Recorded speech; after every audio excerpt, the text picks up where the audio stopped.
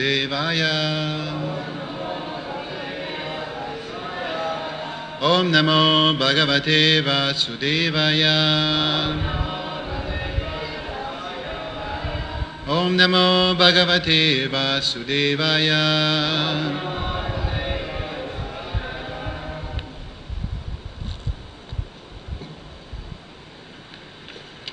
We are reading Srimad Bhagavatam, Canto 6, Chapter number 7, text number 22 and 23. You have 23 on the board. So I will start with 22 first, then I will come on 23. Tasyaya manashishatit parebovach parabhavach prakshinebhyam svavaribhyach smridanam cha jatsura. Translation. Because of your misbehavior towards Brihaspati, you have been defeated by demons. My dear demigods, since the demons were weak, having been defeated by you several times, how else would you, who were so advanced in opulence, be defeated by them? Purport by His Divine Grace A.C. Bhaktivedanta Swami Srila Prabhupada. The Devas are celebrated for fighting with Asuras perpetually. In such fights, the Asuras were always defeated, but this time the demigods were defeated. Why? The reason, as stated here, was that they had offended their spiritual master. Their impudent disrespect of their spiritual master was the cause of their defeat by the demons. As stated in the Shastras, when one disrespects a respectable superior, one loses his longevity and the result of pious activities, and in this way one is degraded. Verse 23. Magavan dishatak pashyam Magavan dishvatak pashyam Prakshinan guvatikramat Prakshinan guru atikramat Samprati upachitam bhuja Samprati upachitan puja Kavyamaradaya bhaktita Kavyamaradya bhaktita Adadriran nilajanam Adadiram nilajanam Mamapi brigu deva devata Mamapi brigu devata Magavandvishatak pasya Prakshinan gurvatikramat Sampratyupachitam puja Kavyamaradaya bhaktita Adadrina nilajanam Mamapi brigu devata. Prabhus.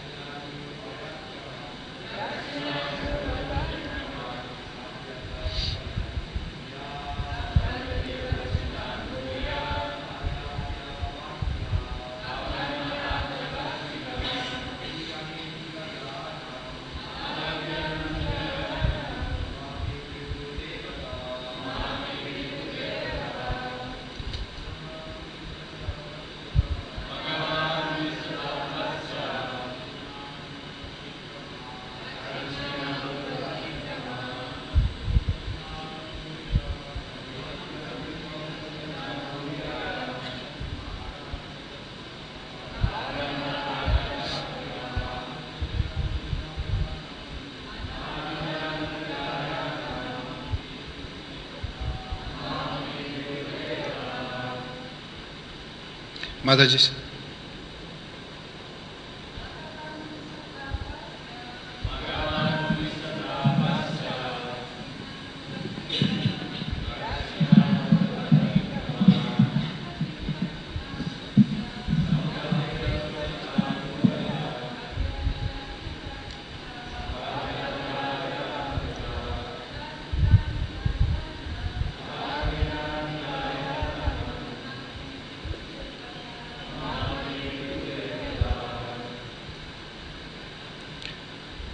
Magavan, O Indra, Dvishata, your enemies.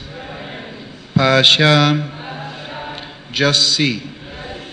Prakshinan, being very weak.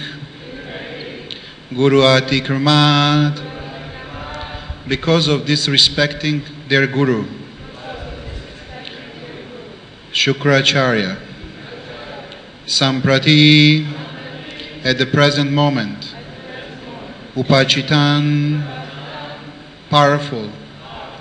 Bhuja, again. Kavyam, their spiritual master. Shukracharya. Araja, worshipping. Bhaktita, with great devotion. Adadiran, may take away. Nilayam, the abode. Satyaloka. Mama, my. Api, even.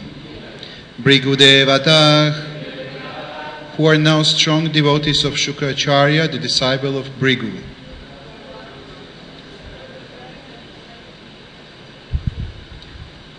Translation: O Indra, your enemies, the demons, were extremely weak because of their disrespect towards Shukracharya.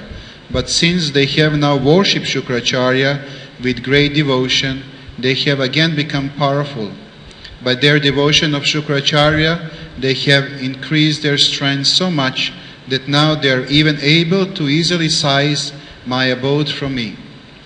Purport by His Divine Grace A.C. Bhaktivedanta Swami Prabhupada. Lord Brahma wanted to point out to the demigods that by the strength of the Guru one can become most powerful within this world, and by the displeasure of the Guru one can lose everything. This is confirmed by the song of Vishwanath Chakravarti Thakur, Yasya Prasadat Bhagavad Prasado Yasya Prasada Nagatir Kutopi. By the mercy of spiritual master one is benedicted by the mercy of Krishna. Without the grace of the spiritual master, one cannot make any advancement. Although the demons are insignificant in comparison to Lord Brahma, because of the strength of their Guru, they were so powerful that they could not even seize Brahmaloka from Lord Brahma. We therefore pray to the spiritual master. Mukam karoti vachalam pangum hajate girim yat kripatamaham vande shigurum dina taranam. By the mercy of the Guru, even a dumb man can become the greater orator, and even a lame man can cross the mountains, as advised by Lord Brahma. One should remember this Shastric injunction in one desire success of the life.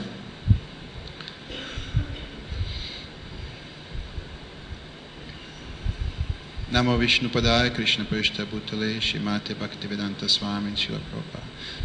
Namine Namaste Saraswati Deva Gauravani Bacharine Nirvishesha Shunyavadi Pashatya Desha Tarine. Jai Shri Krishna Chaitanya Prabhu Nityananda Shri Advaita Gadatara Shiva Sadigora Bhaktavrinda. Hare Krishna Krishna Krishna Hare Hare. Hare Rama Rama Rama Hare Hare.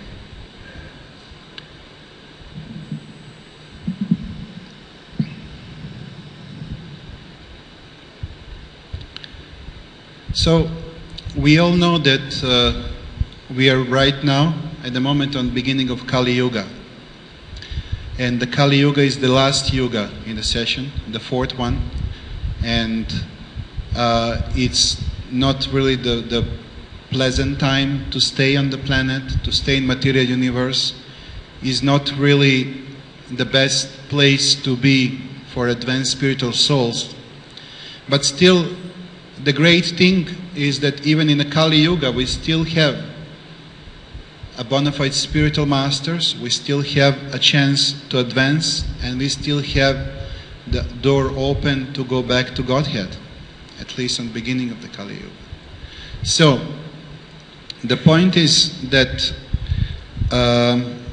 sometime covered by material opulences around us, we forget our real position. And that from time to time happened even to demigods, even to so powerful demigods such as was Indra. So as you all were hearing the previous days, the Indra had a very nice and peaceful stage, and he was enjoying a lot with all his associates on Indraloka, on his planet, and there was Gandharvas, there was a lot of opulence, and there was another demigods around him, of course. And then in one moment his spiritual master, Brihaspati, showed up, and he didn't ask for any respect, but he was a spiritual master of Indra, demigod Indra, not just his spiritual master, but a few more demigods. And he's also very, very powerful person. He's very powerful spiritual master. He's a pure devotee of Krishna. So Indra was too much occupied with his material, not material enjoyment, but he was a king, and everybody was worshiping him, and they have a very nice time all together. That even he was noticed, his spiritual master came to the gathering. He didn't offer his obeisances. He still remained on his throne, and he continued doing whatever he was doing before. So there is explanation that Brihaspati could even curse him. Even although his spiritual master, he could still curse him, and this is what sometimes the big sages are doing, just for the benefit of the person, not to put somebody down, like sometimes we have our material desires. But he didn't do even that. He loved Indra so much that, he just turned back and ran away, walk away. So Indra, it didn't took so much time to figure out that he made a serious mistake. He was trying to find his spiritual master with help of another demigods, but he could not find him because his spiritual master became with his power invisible to the eyes, to the material eyes of Indra and other demigods.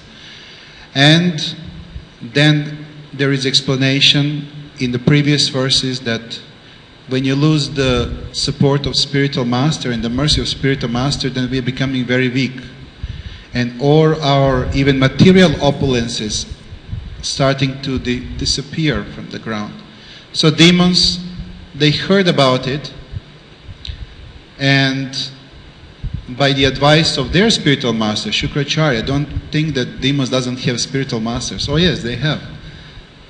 Sometimes they also disobey, sometimes they don't worship them, and then they're becoming also very weak. But in this case, this time, they were worshipping quite well Shukracharya, and he gave them advice that it's a good time to attack the demigods, because they're very weak, because the king of demigods, Indra, offended his spiritual master, and he doesn't have mercy of spiritual master anymore. So they said, great. They took weapons immediately, they attacked the demigods, and then defeat them. They even took Indra's throne. So many of demigods, they had arrows, and they were wounded, and they ran away, and the only shelter they could really find in that stage was Lord Brahma. This is just introduction to this verse. So now they were in front of Lord Brahma, and Lord Brahma told them, of course that this happened, because you offended your spiritual master. You don't have mercy of spiritual master anymore. And this is happening to you basically just because it's good for you to learn this lesson. Many times you defeat demons. Many times you defeated them. Many times they offend their spiritual master, Shukracharya, and they lost their wars. But this time they got you.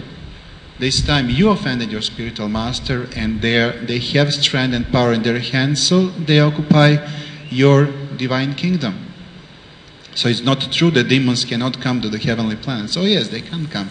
If demigods are weak, they can occupy them. And they are looking for their chances all the time. So the point is that what we can learn through all these examples. Of course, we all know that this story, like all other beautiful spiritual stories, has a happening on the end. That Indra, he learned his lesson, that everything is going back into normal. But this is the critical point in scenario. They are right now in front of Brahma and they start figuring out the power of having a bona fide spiritual master. And this is the point also where we have to start questioning ourselves, our seriousness, our connection with our spiritual master, and when somebody young who doesn't have spiritual master approach to us, what could be our recommendation to him?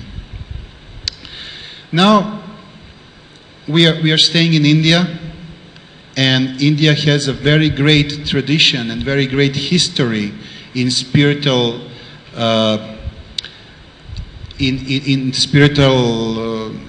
activities. They have spiritual masters since ancient times, what is not example on the West.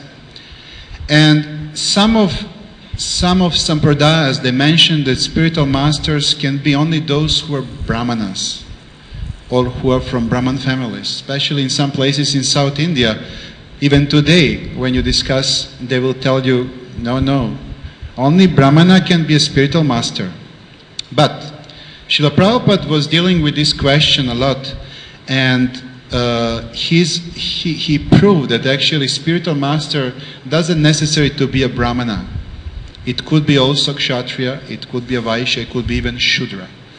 Srila Prabhupada was giving many examples about that. He elaborate, especially in teachings of Chaitanya, of teaching of Lord Chaitanya. And there is the 31st chapter, you have the full explanation, a beautiful explanation about that. I will take just some parts of that, explain it to you, and try to put in connection with Chaitanya Charitamrita and Srimad Bhagavatam, that basically anybody can become a spiritual master in one moment of his life if he just go through the proper path, if he is going to the proper road, if he is giving up from his material desires and activities. Anybody can become bona fide spiritual master, and anybody can be accepted as a bona fide spiritual master. And on the end we will discuss what does it mean, bona fide. It's not that we can go back to the spiritual world if we have a spiritual master. No, that word bona fide is extremely important. Bona fide spiritual master. So what does it mean? Bona fide, we're going to touch it up on the end of today's class. Now, first of all, let's start from accepting the spiritual master.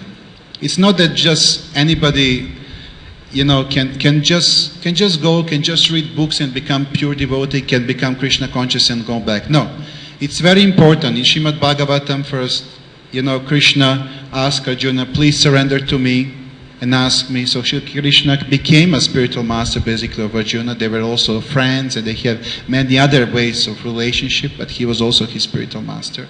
Then there is Lord Chaitanya, who came here something more than 500 years ago, and as a Vishwambar. It's not that he was saying around, look, I'm God, I don't need spiritual master. No, he was following the same thing. By his example, he also accepted the Ishvara Puri as his spiritual master, and he took the knowledge from him. It's not just Ishvara Puri. Later, when we're going to go back to that, but later when he became sannyasi, he also, when he was traveling in South India, he met Ramananda Roy. And Ramananda Roy, he was telling him, look, for me it's very difficult to explain to somebody like you a spiritual knowledge. It's very hard. Who I am to tell you about Krishna and about Radhe. And he was telling, you just need to tell me about Radhe and Krishna. You don't need to tell me anything else. And from that point, whatever you're telling is pure. So it doesn't matter if your position is Lord and my position as a sannyasi. You still can teach me. So please teach me. And from that point, Chaitanya Mahaprabhu, he explains, it doesn't matter on which level we are, as long as we present the pure message, Even somebody who is in a higher position still can listen, can hear, and can grow, can develop advancement in the spiritual life. Nityananda Prabhu, Advaita Acharya also, they have spiritual master, Madhavendra Puri. Then there is explanation that there was a Rasikananda, a very advanced devotee, who took shelter from Shyamananda. You all know the story about Shyamananda. And Shyamananda was not a Brahmana. Shyamananda was just a servant. He was far away from being Brahmana. But he became qualified, and he became a spiritual master. Rasikananda took him as a spiritual master. Then Ganganarayan Chakravarti, for example, he took as his spiritual master Narottam Das Thakur. Believe it or not, Narottam Das Thakur was not from Brahman family. He was not a Brahmana. But he was great Vaishnava, he was great Acharya in our descendants, and he produced many wonderful verses, many wonderful points that even today we're using in our explanation. Srila Prabhupada mentioned that there was one time even a big hunter named Dharma in ancient times. And Dharma, he was a very successful hunter. He killed many animals. Not just killed, but the whole package. And later he became a spiritual master of many advanced souls. So it's not that only Brahmana from Brahman family can become a spiritual master. No. Actually, the explanation is even if somebody is born in Brahmana family, if he's behaving like Shudra, if he's talking like Shudra, we should consider him a Shudra, an opposite.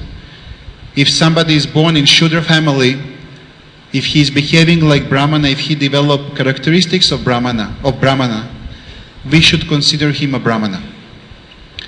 And that was the rule in previous yuga, that's the rule in this yuga as well.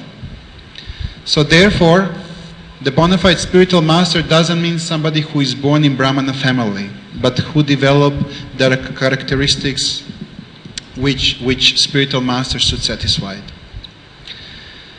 Now, the conclusion of Sri Chaitanya Mahaprabhu and Ramananda Roy when discussed that on Kuveri River was exactly the same. That the spiritual master, qualification of spiritual master is much higher than caste, is much higher than any material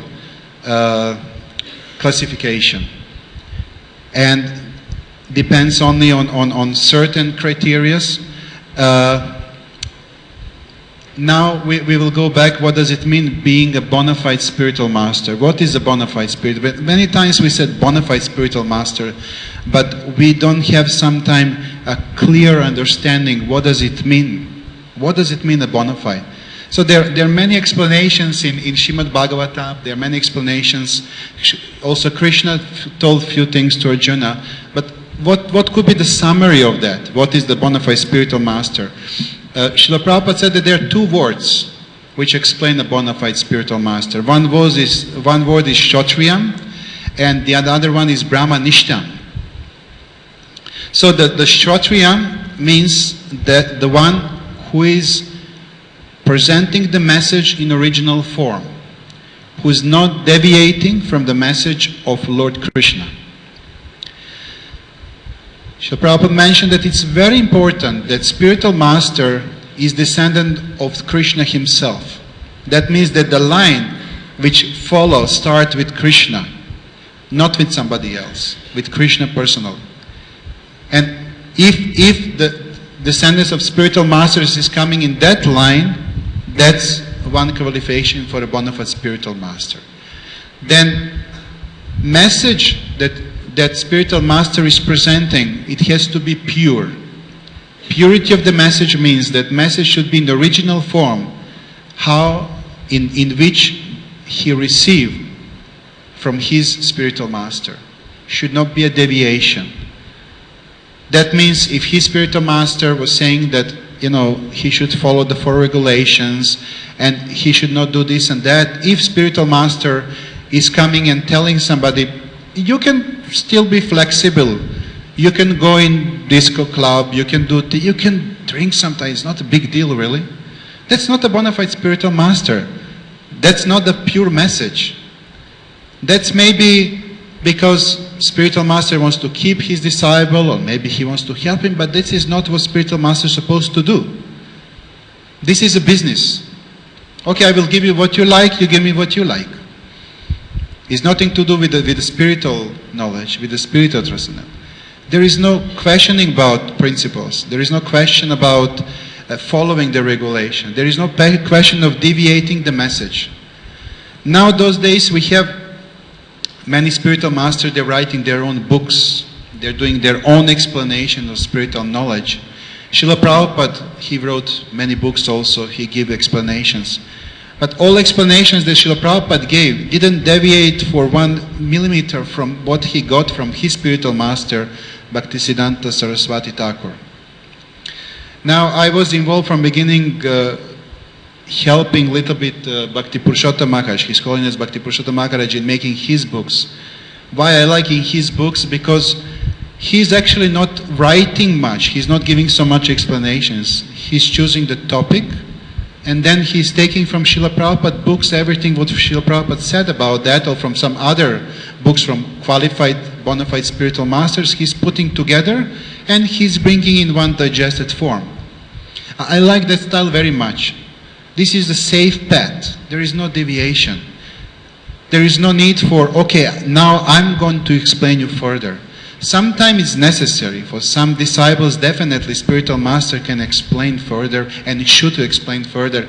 But it's very important that message is straightforward and it's same as how the spiritual master received the message.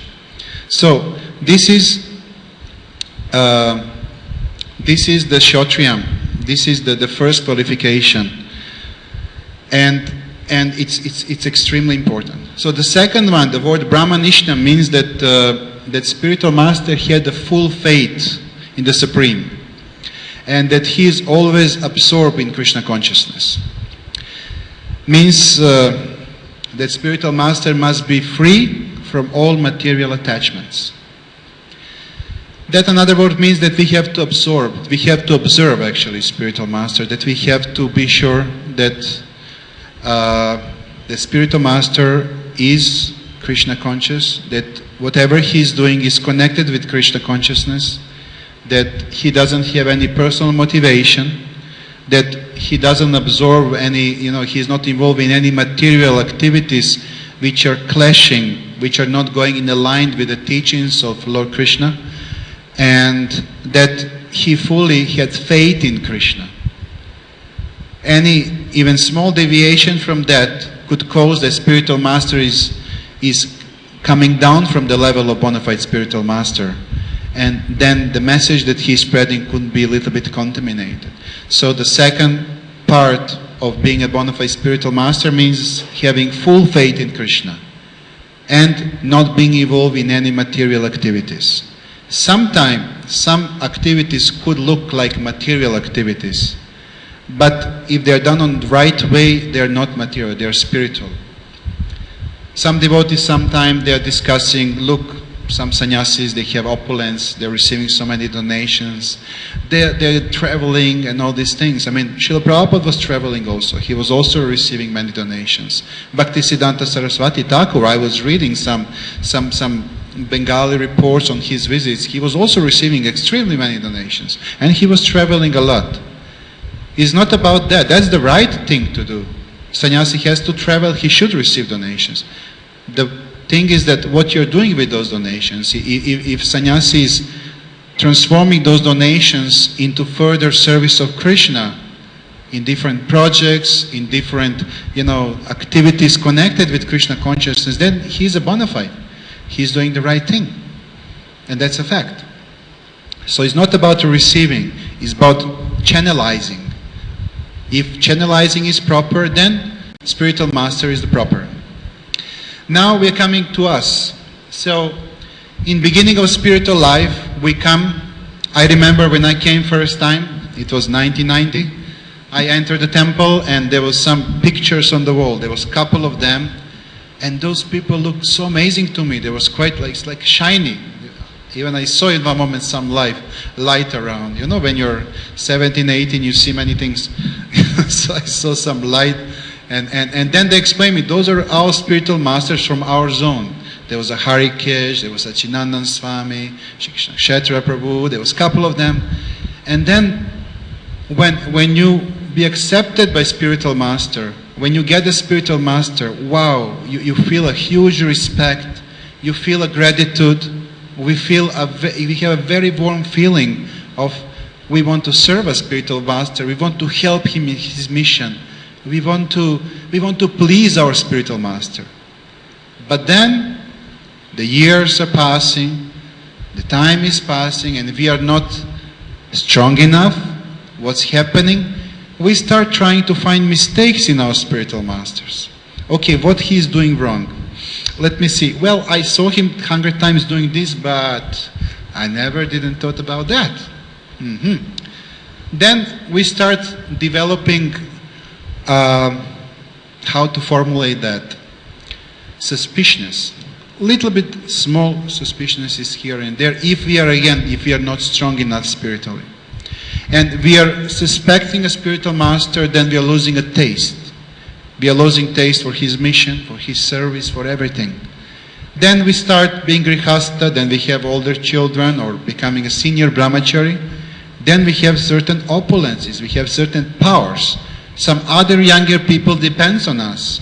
And then the spiritual master is becoming even more somewhere in the corner, not the center of our life. And this is probably what is happened with Indra also. He got a lot of opulences around him. He got an extremely powerful position. He was a king of demigods. He is. And then he said, okay, well, this is my spiritual master, but everybody is worshipping me. Maybe I don't need to worship him anymore. But that's wrong. If you stop worshipping spiritual master, if we just for a second stop doing that, we are losing the whole mercy. All spiritual mercy is going away. And spiritual mercy is very much connected with material mercy. That means our opulences start disappearing slowly. We can get more and more material things, but we are not going to have taste because we don't have a spiritual taste anymore.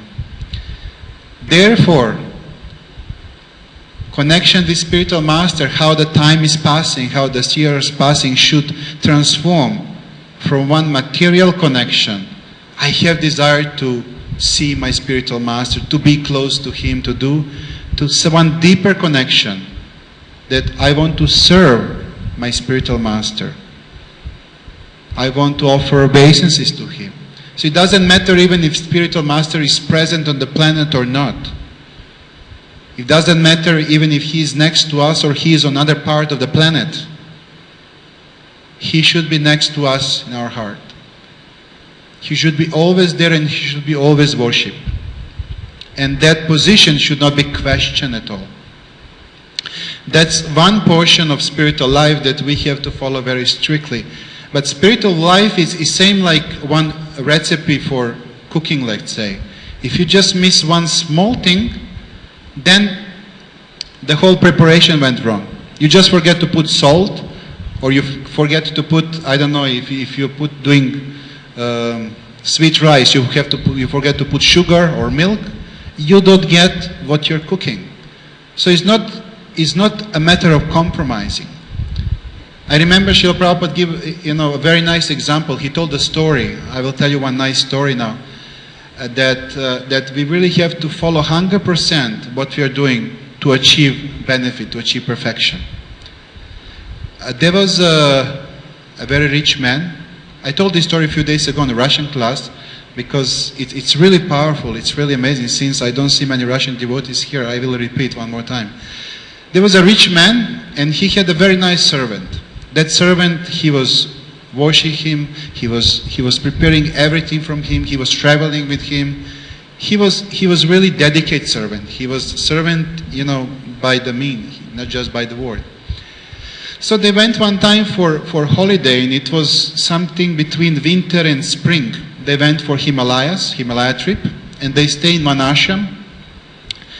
And it was quite cold.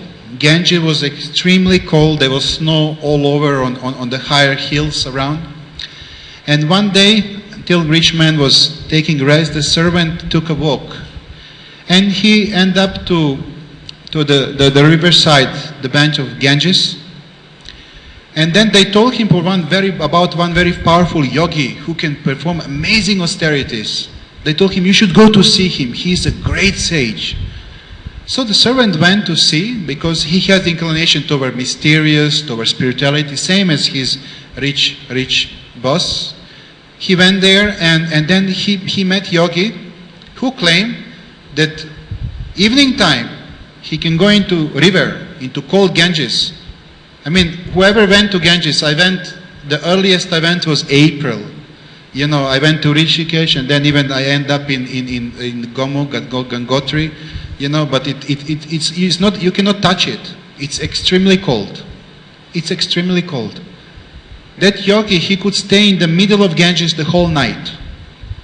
He goes inside, he stays, the stream is so powerful, Ganges is so cold, he's staying whole night, and in the morning he's going out.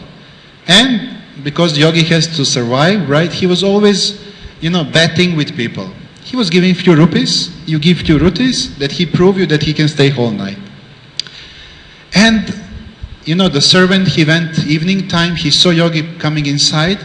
He came next morning, then he saw yogi just coming outside of the river, and those who were witnesses there, they told him, yes, it's true, he stayed the whole night. He's an amazingly powerful person. He came back, he told the rich man, look, I found one amazing man. You won't believe it. He can come in the middle of night, he can go the whole night, stay in the cold water without any damage on the body, and he's going in the morning. The rich man immediately ran to the river with his servant. He said, oh really? You can stay inside? He said, yes. If you give some donation, put some rupees, I will prove you. So of course, the rich man, he took money out, he said, okay, let's see. They stay whole night, and the yogi was in the river whole night. In the morning he went, he gave a smile. You know, rich man could not believe. He put his hand in the water. It was heavy cold. He was like, oh, this man is powerful. But then, when yogi was just about to take donation, when another man came, the habitat of that place, he came and told, don't give him money, he's a cheater. Rich man was looking at him. He said, really? He said, yes, yes, yes. Don't you see what he is doing? He said, no. You see that ashram there on the top of the hill? And then the rich man was watching. Oh yeah, there is ashram there. Well, I saw him. Every night he's doing the same thing.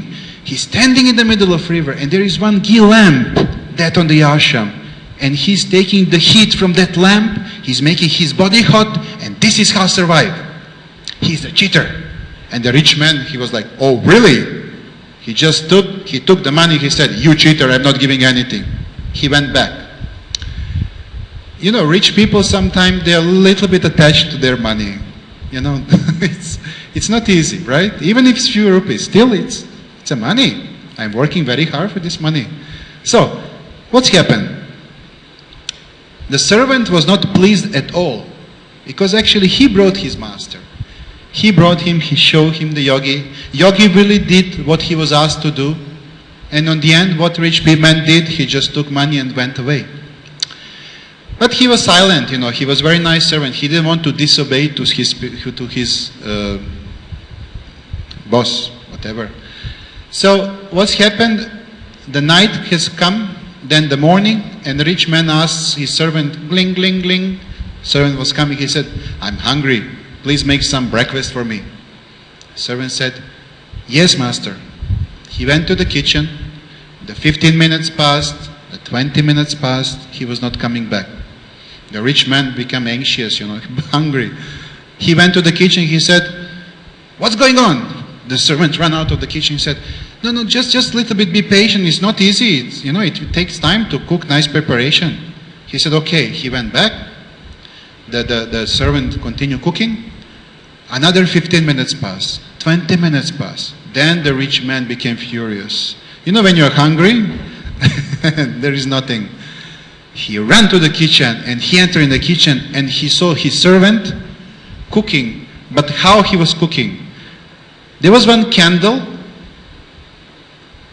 down on the floor, turn on, and then he was keeping pot up high, 2 meters away from the candle, and he was waiting water to boil.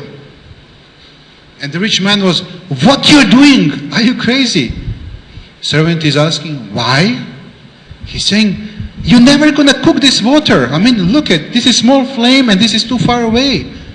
And servant was turning back. He said, "Well, my dear master, if you believe that that yogi could heat his body with the flame far away from the hill, why I could not build this water just 2 meters away from the candle flame? What is the problem?" And then the rich man understood. He figured it out. Okay, there is a point here. What he did, he went back to the bank of the Ganges. He found a yogi and he hid his donation. He paid his obeisances, and his material desire to keep money was stronger than a common sense. How he can keep the heat from some small flame. Then Srila Prabhupada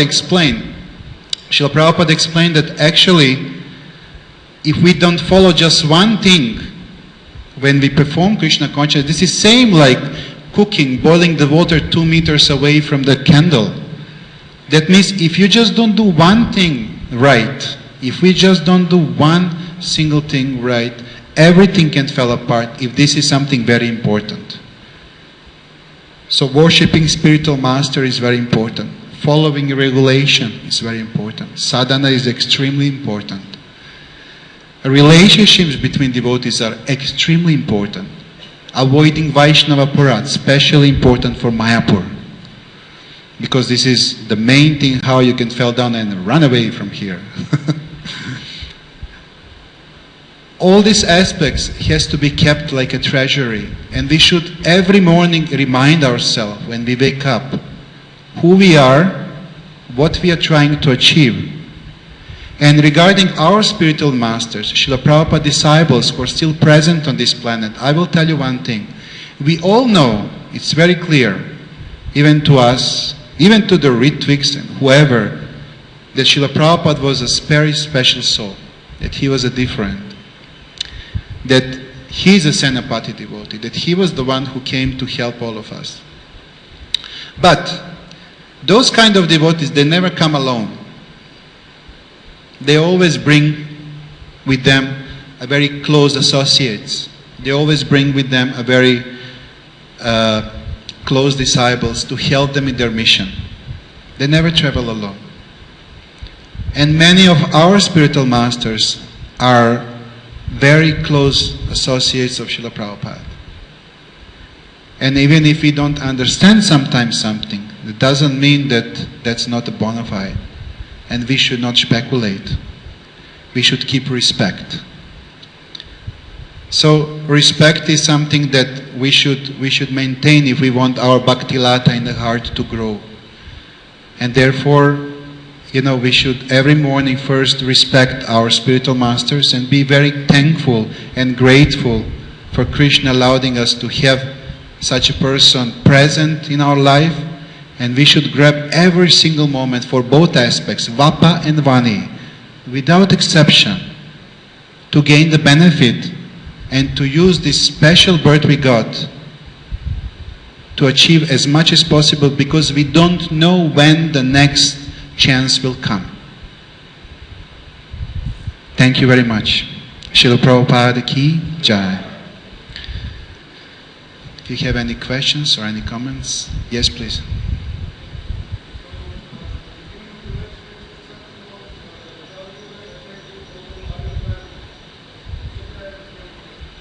Kali Yuga? Yes. So on the beginning of the lecture you said something about Kali Yuga affecting other planets also. It's not the best time or place to be for anybody who wants to make any spiritual advancement. Yeah. But tell me please, because I don't understand, where exactly is the Kali Yuga happening? Is it happening only on the planet Earth and then affects the other planetary systems also, or it happens, in the some locus or some? So where exactly is the? I didn't find this information in the books. Well, Kali Yuga is not just on the planet Earth or another. Kali Yuga is in the whole material world at the moment, right? It's same like summer, winter, spring. It's all over the place. There is explanation that Kali Yuga doesn't affect so much highest planets, but how planets are coming down in material universe, there is more and more influence to the, the size of life, to the height, to the understanding, to the memory, to intelligence, to amount of advancement, and it's not pleasant time to stay. It's not definitely pleasant, especially for spiritual soul, because we are surrounded with many disadvantages. I mean, now those days you can see, we call it civilization.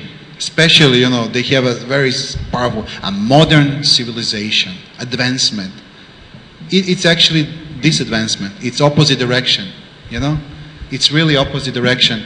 It's something that is grabbing us so fast that we don't even see how much the world changed in last 30 years, 10, 50 years. You just think about it a little bit. Try to go back to remember how it was 30 years ago and now. We are doing this quite often, right?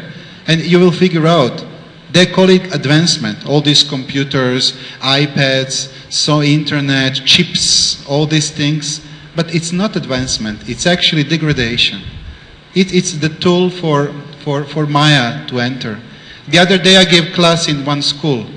And I asked children, okay, how many of you had iPad, iPod, or laptop? And I'm talking about maximum high school children, right? Everybody. Maybe 2, 3 didn't raise up their hand. Then I asked them, okay, how many of you has a Facebook account? It was at least 80% of them. Children, 11, 12 years old, 16, 15 years old. And I'm asking, you're wondering why we have problem with education. I mean, it's not just that, of course, but the point is that Kali Yuga means taking freedom away from the people and putting them in one box with less memory, less intelligent, and more pressure, that you cannot think freely anymore. It's like robots, We are becoming a kind of robots. And there is explanation also that in one moment of Kali Yuga, we are not going to have devotees on the planet anymore. The Govardhan will disappear. All holy rivers will disappear. Saraswati already left, right? Yamuna is on the edge to leave. Ganga will stay maybe 5,000 years more. Govardhan Hill is becoming very, very small and in one moment gone. So the point is that we have to use this advantage of this beginning of the Kali Yuga and special chance that Chaitanya Mahaprabhu came. Usually Narayan is coming in this time of Kali Yuga. But in this particular Kali Yuga, Chaitanya Mahaprabhu came, and this is the wonderful, because when Chaitanya comes, it's like a twister. He's picking up the souls and taking with him. So that's why for us there is no Kali Yuga. You should understand that. For us, always should be, something above the yoga, because we all should become a nirgunis. We should go above the gunas of material nature, and we should become transcendental.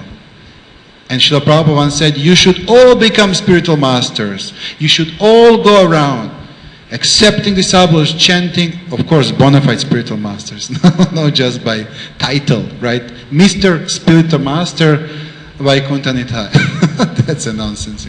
No, it should be a bona fide spiritual master going around spreading, and you don't need to have even these Bibles. You can just spread the message, the beautiful message of Krishna consciousness. And then there is no Kali Yuga. Kali Yuga is gone. Finish. Srimad Bhagavatam ki. Okay, we have 2 minutes more. Okay, Mataji, please. Sorry.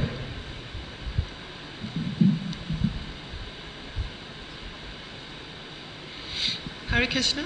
Thank you for a thoughtful class. Thanks. And just on identifying a bona fide spiritual master, it's a 2-part question. It seems to me to know one that's spreading the Krishna consciousness correctly, we ourselves would have to know the scripture to identify if they're spreading it correctly. So maybe you can comment how, because neophyte devotees aren't going to know, as myself, if they're saying or not. And the other question is that you touched on the spiritual masters engaging so much donations in Krishna consciousness, and I can understand that. But is there a question about the quality? Like they can just use all the Lakshmi maybe for their flights or what you use, travel expenses. So does that mean they can use it for, the high class travel, or, should there be some minimum thoughts about how the Lakshmi flight is used? Right. Yeah. First part of your question is, Maharaj, you want to? I'm going to answer before you cut.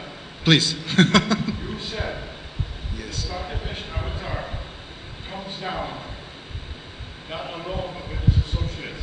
Yes. Srila Prabhupada never said, I have come with Nitya Siddha Dr. Krishna Avatars. He never said that. He Yes. said the opposite. He said, I have created you good fortune. Yes. So you have to be careful.